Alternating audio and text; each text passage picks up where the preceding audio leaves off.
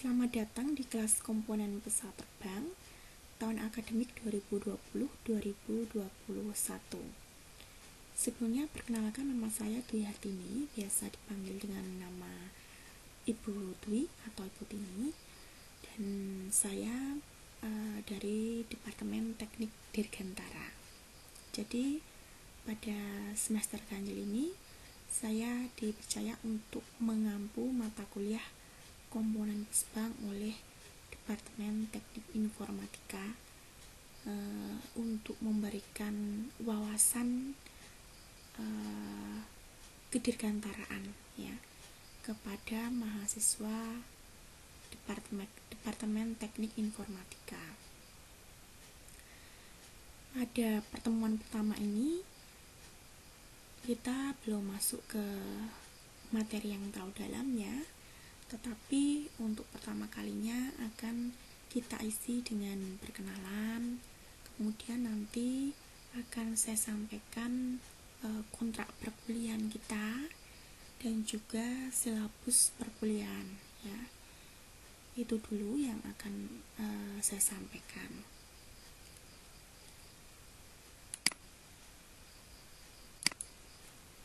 Jadi tadi sudah saya awali perkenalannya dari saya ya. Mungkin untuk selengkapnya Anda bisa membaca slide yang saya tampilkan ini. Jadi memang saya lulusan dari kampus ini juga ya, tahun 2004 ya angkatan saya itu. Kemudian konsentrasi ilmunya adalah perancangan atau desain, tepatnya pada bidang struktur ya. Jadi memang desain itu nanti luas, tapi saya mengambilnya di sini. Kemudian mata kuliah ajarnya ada beberapa yang saya ampu. Memang karena saya dari Departemen Teknik Dirgantara, ya ini yang saya ampu mata kuliahnya banyak dari Departemen Teknik Dirgantara. Sementara untuk yang teknik informatika hanya ini ya di kelas ini. Kemudian ini saya sertakan alamat email nanti untuk keperluan tugas yang memang terpaksa dikirim melalui emailnya. Kemudian untuk nomor telepon ya ini saya sertakan juga, ya bisa ini untuk WA juga bisa ya, nanti untuk keperluan perkuliahan. Jadi kira-kira seperti itu perkenalan dari saya. Untuk perkenalan dari Anda mungkin next pada saat kita di pertemuan selanjutnya ya, mungkin nanti bisa melalui Zoom atau aplikasi yang lain, jadi bisa langsung melihat atau tatap muka meskipun secara online itu ya. Oke, itu perkenalannya saya kira cukup. Kemudian kita lanjutkan ke kontrak perkuliahan. Jadi sebelum adanya kontrak perkuliahan ini, saya sampaikan dulu ketentuan pelaksanaan perkuliahan itu ya. Jadi apa saja itu ya. Jadi untuk jadwal perkuliahan semester ganjil 2020-2021 itu pelaksanaannya adalah tanggal 12 Oktober 2020 sampai dengan 29 Januari 2021. Jadi ada rentang itu ya. Kebetulan untuk kelas komponen pesbang, untuk kelas A itu kita mulai hari Selasa. Kemudian untuk kelas B kita mulai hari Rabu, yaitu di tanggal 13 dan tanggal 14 Oktober. Jadi ini yang saya sampaikan adalah rentang perkuliahannya ya. Jadi seperti itu.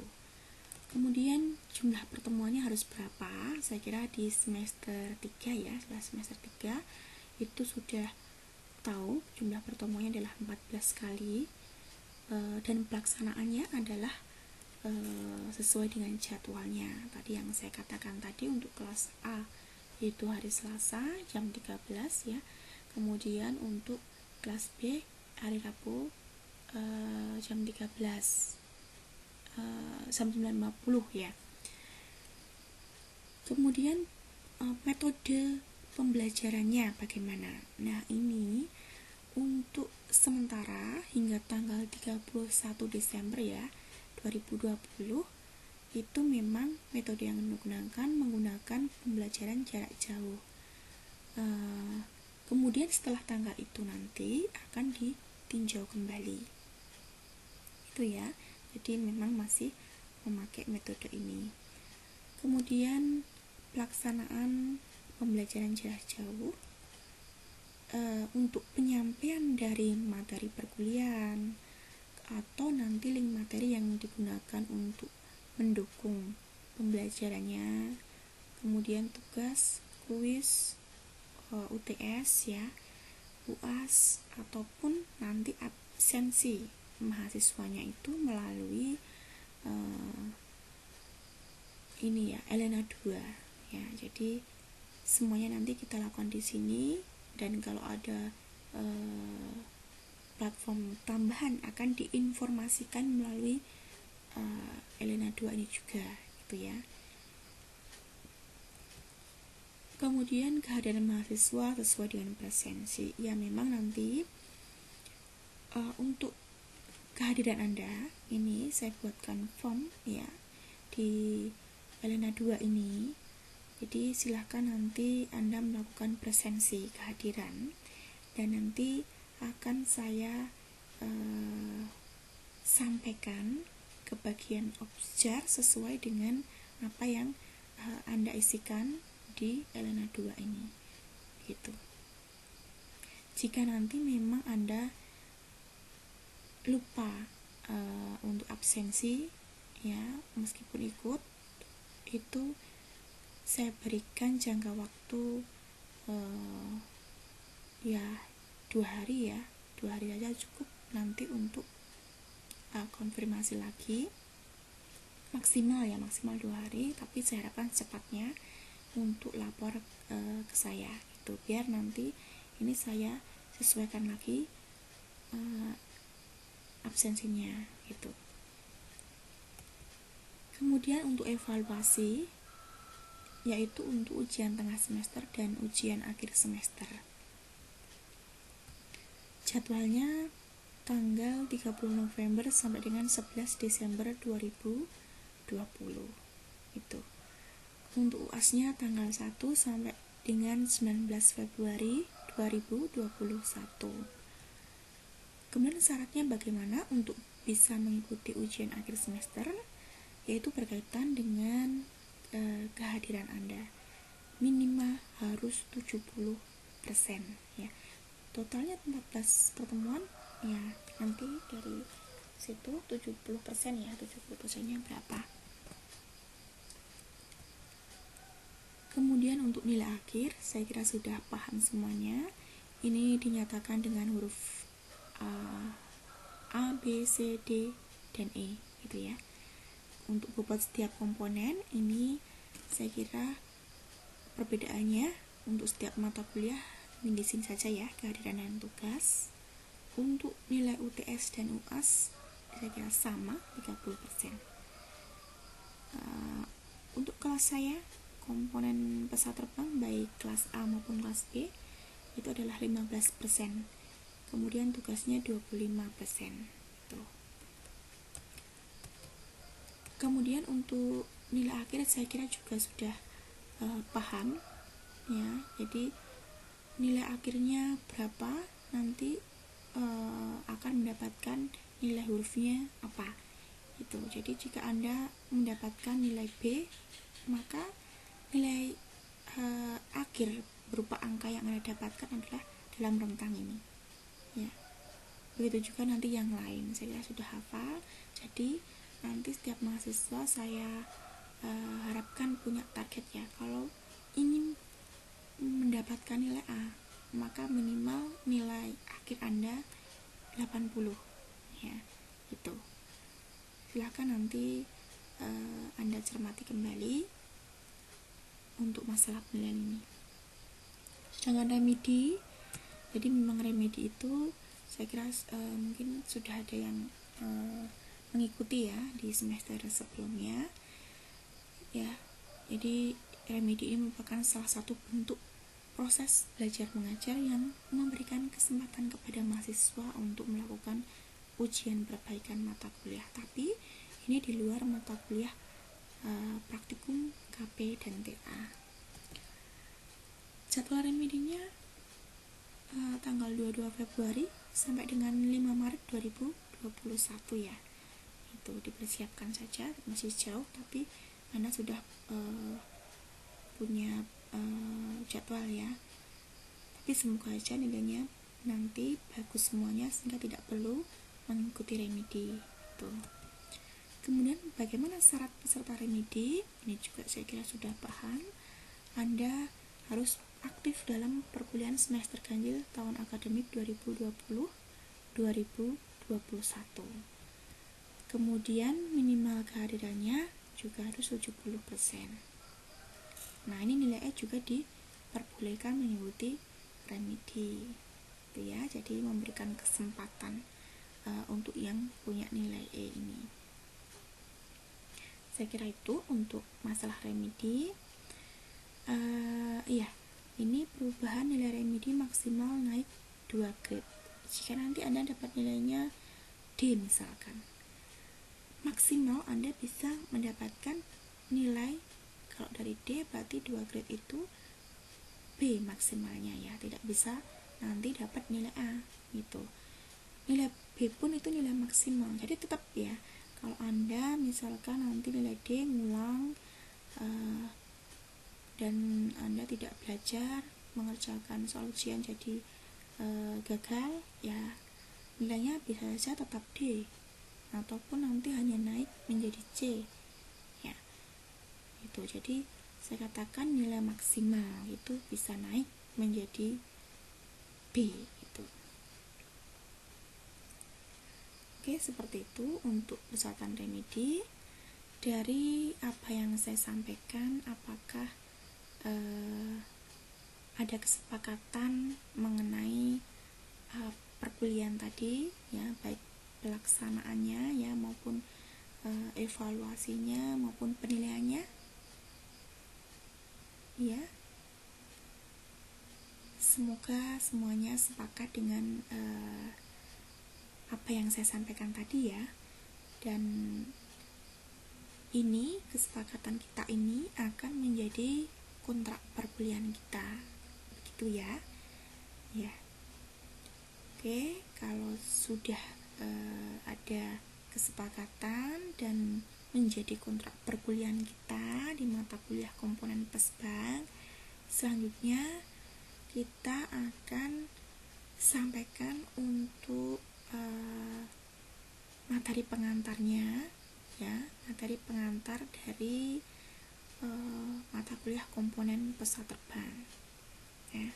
Dan nanti saya sampaikan juga di sini mengenai silabusnya ya, pertemuan tiap minggunya kita akan belajar apa saja itu ya. Oke, kita kesini dulu untuk materi keterkaitan. Jadi materi keterkaitan artinya nanti kita berbicara untuk materi pendukung maupun materi kelanjutannya. Untuk mata kuliah komponen Pesbang ini ada di semester 3 ya. Untuk belajar mata kuliah ini diperlukan materi pendukung, pengenalan teknik penerbangan. Saya kira dulu pernah disampaikan di semester awal dulu ya. Jadi ini juga merupakan modal untuk belajar di sini supaya nanti ketika saya memulai materi, Anda juga sudah punya pandangan ya mengenai pesawat terbang. Tapi saya kira di luar sana juga banyak ilmu atau informasi mengenai pesawat terbang ya. Saya kira secara umum masih bisa Anda mempelajarinya sendiri gitu. Tapi tidak mengapa, ini saya pandu kembali untuk mengingat tentang pesawat terbang, terutama bagian komponennya itu ya. Oke, kemudian untuk tujuannya apa? Jadi mungkin tadi sudah saya sampaikan di depan, mengapa di Departemen Teknik Informatika ini diberikan mata kuliah tentang komponen pesawat terbang. Ya, supaya Anda itu paham ya mengenai komponen dari pesawat terbang sebagai bagian dari industri kedirgantaraan ya. Karena memang Anda kuliahnya di kampus Sekolah Tinggi Teknologi Adi Sucipto. Jadi di luar sana nanti ketika ditanya, ya Anda minimal tahu ya secara umum ilmu atau wawasan tentang pesawat terbang, khususnya mengenai komponen dari pesawat ini gitu ya. Dan ilmunya ini nanti juga bisa Anda manfaatkan untuk keperluan penelitian Anda gitu ya. Ya, Anda yang bisa mengembangkan nanti mau dilanjutkan ke arah mana gitu. Tetapi ilmunya ini saya kira bermanfaat ya. Dari informatika itu memang bisa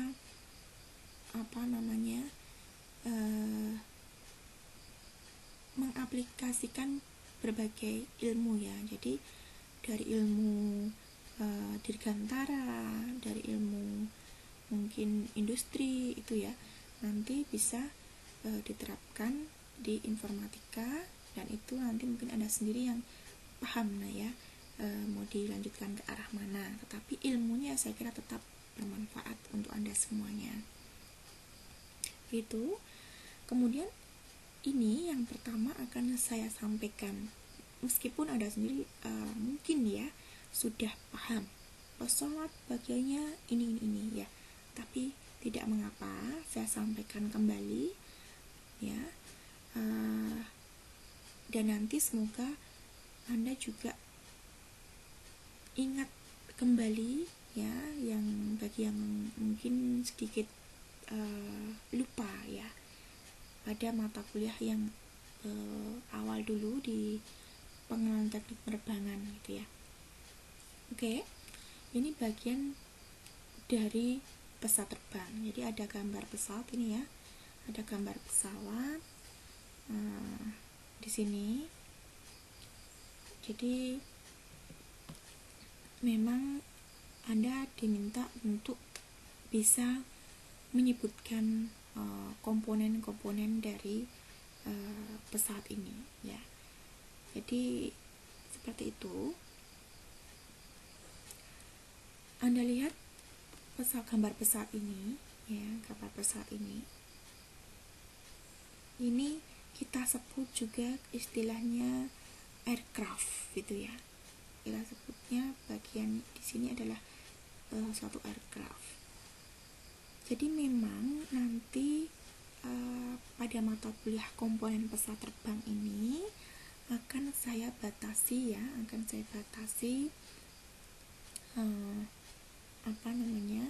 pembahasannya kalau dalam istilah teknik pesawat terbang. Jadi istilahnya dalam bahasa Inggris ya ada istilah airplane, aircraft ya. Mungkin di mata kuliah pengenalan teknik penerbangan dulu juga sudah disampaikan itu apa bedanya aircraft dan airplane gitu ya. Mungkin ini Anda ingat terlebih dahulu ya, harus tahu ya, jangan sampai nanti Anda membahas untuk di materi ini ada pesawat yang dimaksud itu berbeda gitu ya. Ini PR buat Anda ya. Apa perbedaan dari aircraft dan airplane? Itu ya akan kita bahas minggu depan. Tapi Anda pelajari dulu perbedaannya gitu ya, karena ini dulu sudah disampaikan. Oke, jadi aircraft yang dimaksud gambarnya seperti ini gitu ya. Aircraft yang dimaksud gambarnya seperti ini. Aircraft ini secara garis besar kita bagi dalam 5 komponen. Pertama ada komponen sayap. Kemudian ini istilah tekniknya itu adalah wing ya. Karena nanti di sini saya harapkan Anda sudah menggunakan istilah bahasa Inggris teknis ya. Jadi bahasa Inggris teknik itu di sini memang saya harapkan sudah biasa untuk diucapkan gitu ya. Jadi pertama komponennya adalah komponen wing. Kemudian yang kedua adalah badan pesawat atau fuselage. Kemudian nanti ada bagian ekor ya, bagian ekor atau bahasa Inggris teknisnya adalah tail ya. Jadi itu, jadi tail ini juga dibagi menjadi 2 bagian. Ada bagian horizontal, kita kenal sebagai horizontal tail, dan juga bagian vertikal tail gitu ya. Atau istilah lain dari tail ini yaitu empennage gitu ya, empennage. Jadi ada wing, ada fuselage, ada tail atau empennage. Kemudian ada juga di sini adalah undercarriage. Undercarriage ini biasa kita kenal dengan landing gear pada aircraft gitu ya. Jadi ini untuk membantu landing ya. Biasanya bentuknya sepertinya ada wheelnya ya. Biasanya seperti itu. Ada strutnya, ada brakesnya gitu. Kemudian yang lain ini ada bagian propulsionnya ya, bagian propulsionnya ya. Nanti di sini ada engine ya, ada pesawat tuh. Jadi itu bagian-bagian dari aircraft atau komponen dari aircraft secara umum dibagi menjadi 5 bagian tadi: wing, fuselage, tail atau empennage, landing gear atau undercarriage, propulsion atau bagian engine itu ya. Jadi itu bagian-bagian dari pesawat. Saya kira Anda sudah memahaminya dan sekarang lebih paham lagi karena saya tambahkan dengan istilah teknisnya ya. Lebih baiknya seperti itu ya, Anda menggunakan istilah teknis saja tuh. Oke. Setelah Anda tahu tentang bagian-bagian dari pesawat ini, saya harapkan Anda juga paham untuk fungsinya masing-masing gitu ya. Jadi pertama tadi adalah komponen wing. Fungsinya untuk apa? Jadi memang kalau orang zaman dulu ataupun sekarang ya bertanya, itu pesawat bisa terbang itu kenapa? Karena punya wing. Ya sebenarnya memang jawabannya bisa dianggap benar seperti itu, tetapi mengapa? Nah, ini yang perlu penjelasan lebih lanjut ya. Ya, karena wing ini memang berfungsi sebagai penghasil gaya angkat yang utama ya. Gaya angkat gaya yang bisa mengangkat pesawat ini untuk bisa terbang ya. Jadi gaya angkat utama itu dihasilkan oleh komponen wing ini. Apakah komponen yang lain ada yang menghasilkan lift juga, Bu? Ya, ada. Tetapi tidak sebesar di bagian wing ini. Jadi memang wing ini karena sebagai penghasil gaya angkat yang utama sangat diperhatikan sekali, baik nanti letaknya apakah di bagian atas dari fuselage, di bagian tengahnya atau bagian bawah, kemudian bentuknya seperti apa ya, itu nanti sangat diperhatikan sekali karena sangat mempengaruhi besarnya lift atau gaya angkat yang terjadi pada wing ini. Itu ya, makanya nanti perlu ilmu perancangan. Jadi tidak sembarangan nanti untuk bisa merancang wing ini, baik dari konfigurasinya ya, jadi dari bentuknya, kemudian dari letaknya gitu ya, kemudian dari size-nya itu juga diperhatikan. Fungsi lain dari wing, Anda perhatikan di sini, fungsi lain dari wing selain sebagai penghasil gaya angkat yang utama ya, biasanya di sini di wing ini dipakai untuk menyimpan bahan bakar, jadi bisa sebagai fuel tank gitu ya. Jadi dimanfaatkan sebagai fuel tank. Kemudian di sini tadi ada komponen lain yang terpasang di wing gitu ya.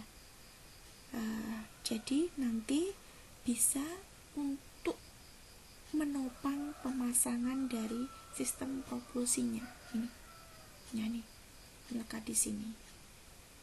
Dan kadang kala juga itu landing gear-nya selain ditempatkan di sini bisa juga nanti ditempatkan di sayap itu ya.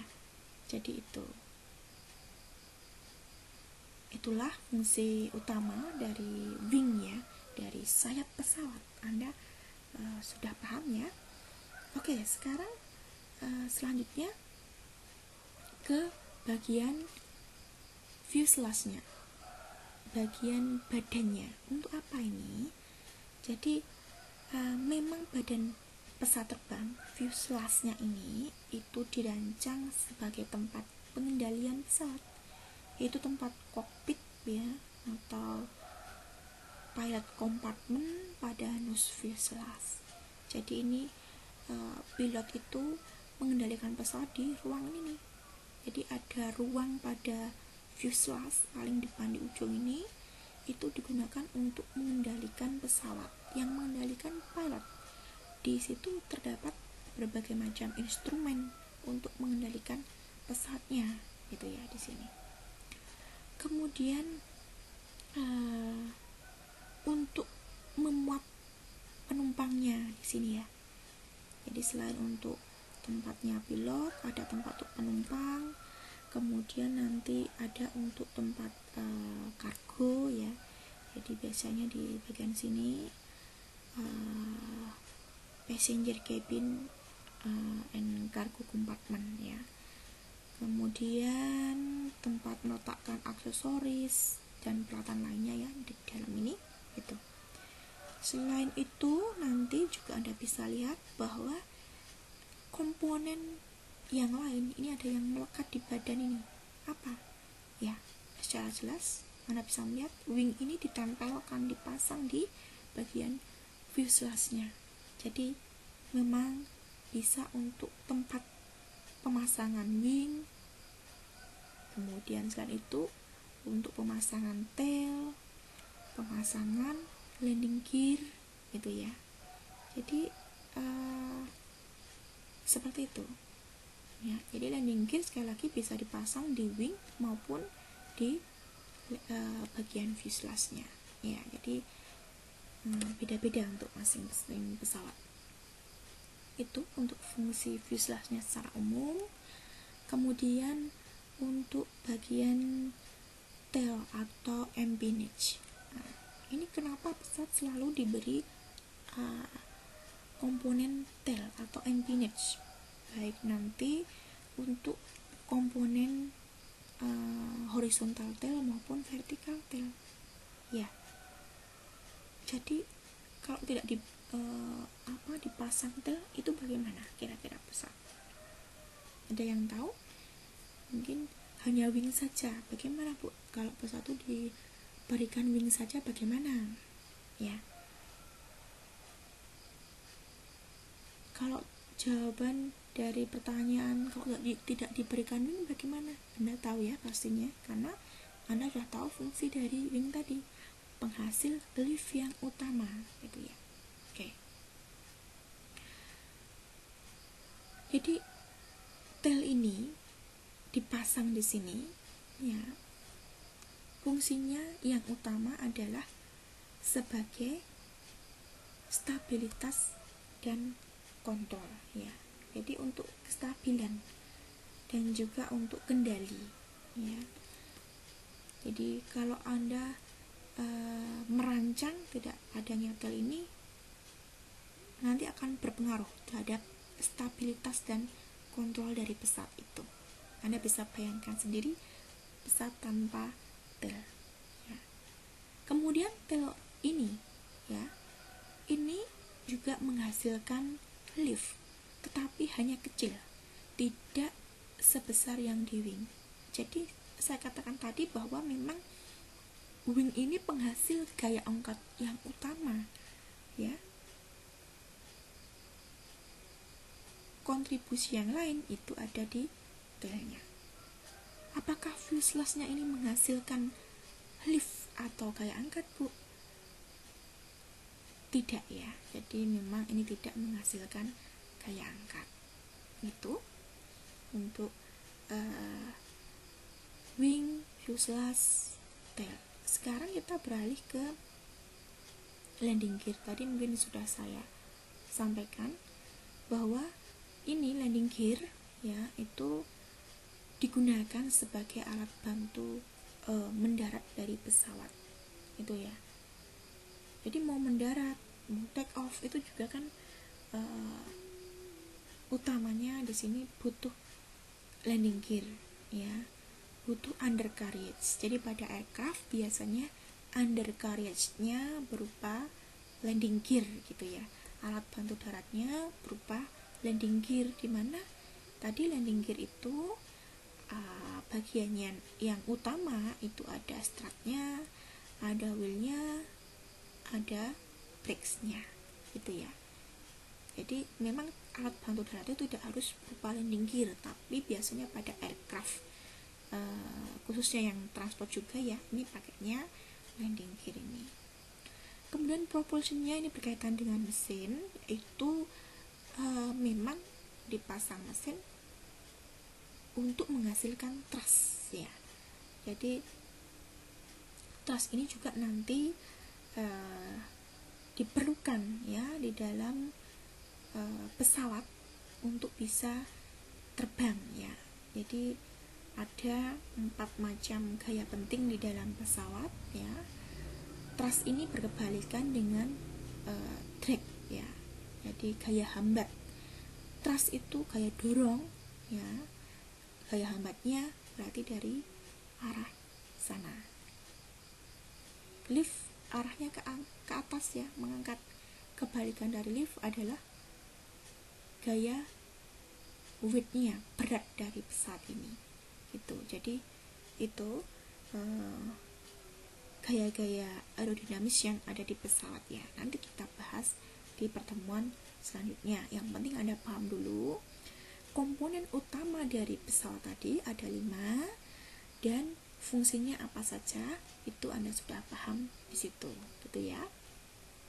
Oke, itu tadi secara garis besar sudah saya sampaikan, saya singgung secara singkat mengenai bagian pesawat atau komponen dari pesawat, yaitu aircraft ya, sekali lagi aircraft, dan juga fungsinya. Oke, ini masih juga gambar tentang pesawat, mungkin beda pesawat saja, tapi komponennya masih sama ya. Hanya di sini saya perkenalkan, saya ingatkan kembali juga ya bagi yang sudah dulu pernah mengikuti mata kuliah pengenalan teknik dirgantara ataupun yang belum tapi sudah tahu informasinya. Saya kira ini sudah menjadi ilmu yang sangat ini ya, umum sekali ya. Barangkali tanpa harus mengambil mata kuliah ini sudah tahu ya bahwa memang di dalam pesawat itu selain komponen utama itu nanti ada komponen lain sebagai subkomponen dari komponen utamanya. Itu ada apa saja sudah mengerti ya. Jadi yang saya maksudkan adalah bidang kendali ya, bidang kendali. Jadi mungkin dulu juga sudah disampaikan di pengenalan teknik penerbangan ya, mungkin ya, mengenai bidang kendali ini ya. Bidang kendali itu untuk apa ya? Jadi pesawat itu punya gerakan ya. Gerakan pesawat itu dibagi dua ya. Jadi secara garis besar dibagi dua. Ada namanya gerak translasi ya, gerak ke depan, gerak ke belakang, forward, backward, kemudian nanti up, down, ke atas, ke bawah, dan juga sideward, ke samping, itu ya. Itu kita kenal sebagai gerak 6 degree of freedom ya, 6 derajat kebebasan, gerak translasi tadi ya. Ke depan, ke belakang, forward, backward, ke atas, ke bawah, up, down, ke samping, sideward, itu ya. Jadi itu gerak translasi. Selain gerak translasi, pesawat itu juga punya atau bisa melakukan gerak rotasi ya. Jadi gerak rotasinya apa ya? Kalau tadi saya katakan gerak translasi itu ada forward, backward, up, down, sideward, maka gerak rotasi itu di sini yang dimaksud adalah gerak yawing, belok, rolling, guling, dan pitching. Jadi gerak seperti itu saya kira sudah paham ya. Yawing tadi belok mau ke kanan ke kiri, rolling guling ke kanan ke kiri, atau pitching ya. Jadi geraknya mendongak gitu ya, atau mengangguk gitu ya. Itu. Nah, untuk melakukan gerak rotasi itu diperlukan suatu bidang kendali ya. Bidang kendali atau control surface. Control surface-nya apa? Nah, di sini kita lihat pada wing ini, kita perhatikan yang hijau ini ya. Hijau di sini letaknya di bagian wing kanan maupun kiri itu ada aileron ya, namanya aileron. Ini bidang kendali yang pertama, itu aileron. Kemudian di bagian tailnya yang horizontal itu ada elevator ya, di bagian belakang sini ya. Kemudian di bagian vertical stabilisernya ada rudder gitu ya. Jadi ada 3 bidang kendali utama control surface-nya. Ada aileron di kanan kiri wing, ada elevator di kanan kiri dari horizontal stabilizer, dan juga ada rudder di vertical stabilizer. Nah, karena tadi saya katakan gerak rotasi itu ada rolling, yawing, dan pitching, maka mana yang untuk melakukan gerak rolling di sini. Jadi gerak rolling ini nanti dikendalikan oleh aileron, ya. Jadi supaya pesawat ini bisa bergerak rotasi rolling, guling gitu ya, pakai aileron ini. Di dalam kokpitnya ini nanti sudah menyediakan toolsnya, alatnya apa, ya. Di dalam kokpit ini ada yang namanya nanti control stick, digerakkan oleh pilot, ya. Control sticknya itu digerakkan ke kanan, maka aileronnya ini nanti up, ya. Kalau aileronnya up, nanti efeknya bagaimana? Kalau aileronnya up, maka wing kanannya turun, wing kirinya naik. Itu jadi nanti di situ untuk bisa melakukan gerak rolling kanan misalkan. Jadi ini sekali lagi aileron itu untuk mengatur gerak rotasi rolling. Sedangkan elevator ini untuk mengontrol gerak rotasi pitching, ya. Jadi supaya bisa pesawat itu mengangguk, ya, ataupun mendongak, ya. Jadi hidungnya nanti ke atas atau ke bawah itu diatur oleh elevator. Pilot nanti menggerakkan control sticknya, ya, ditarik ke belakang, maka elevator ini akan naik, ya. Jadi seperti itu. Kalau elevatornya naik ini, maka terjadi pitch up, hidungnya naik, ya, gitu. Kemudian untuk radarnya ini untuk mengontrol gerak rotasi, ya, mengontrol gerak rotasi, yaitu yawing, belok, ya. Jadi bagaimana pilot menggerakkan apa? Kalau tadi di aileron sama elevator itu menggunakan control stick, maka untuk menggerakkan radar ini pakai yang namanya pedal, ya.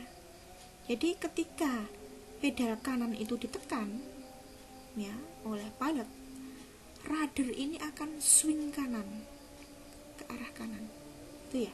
Kalau swing ke kanan, ekornya kesuan ini akan swing kiri, ya, swing kiri ke sana, ya.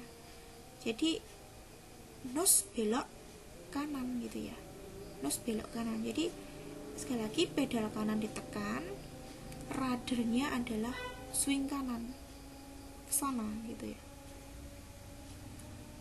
Kalau swing kanan, jadi ini ke sana gitu. Ini bisa digerakkan, ya. Jadi bagian sini saja yang bergerak, swing kanan, maka ekornya swing kiri gitu, ya, swing kiri. Ekornya swing kiri dan nose-nya belok kanan gitu. Itu saya kira untuk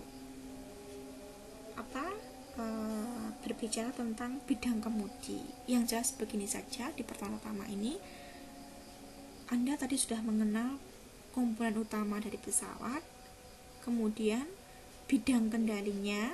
Jadi bidang kendali ini berfungsi untuk melakukan gerak rotasi pada pesawat. Gerak rotasi yang dimaksud yawing, rolling, dan pitching.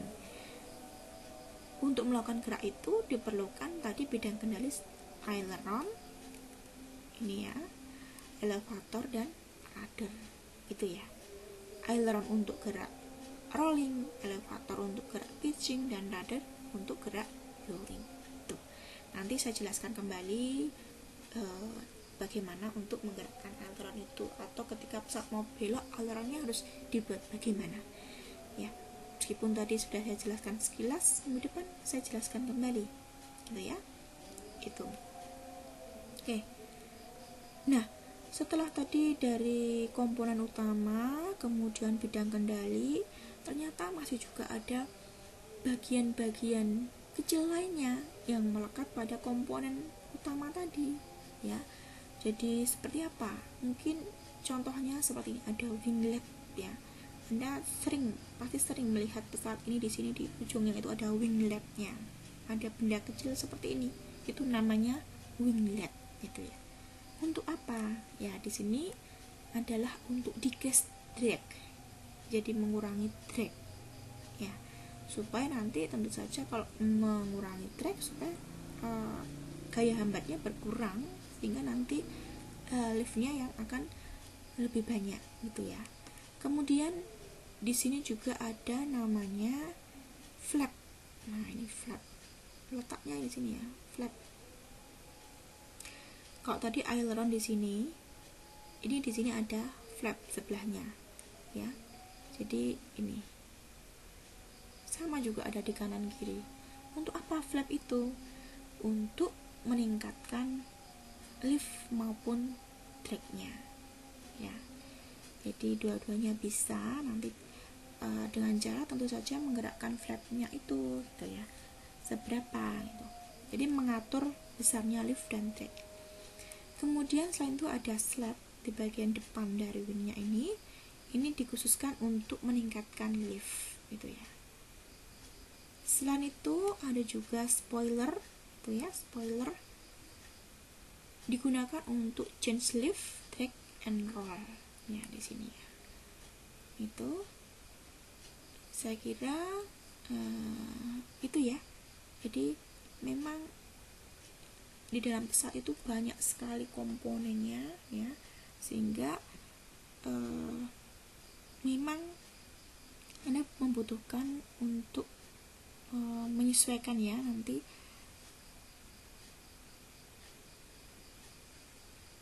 Jadi seperti itu di dalam pesawat ya. Banyak sekali yang bisa digali, tetapi memang kita batasi saja untuk apa yang kita pelajari di mata kuliah komponen pesawat ini. Seperti itu ya, karena belajar pesawat itu tidak hanya butuh 1 hari, 2 hari, bahkan 1 semester saja belum cukup ya, apalagi 2 SKS itu butuh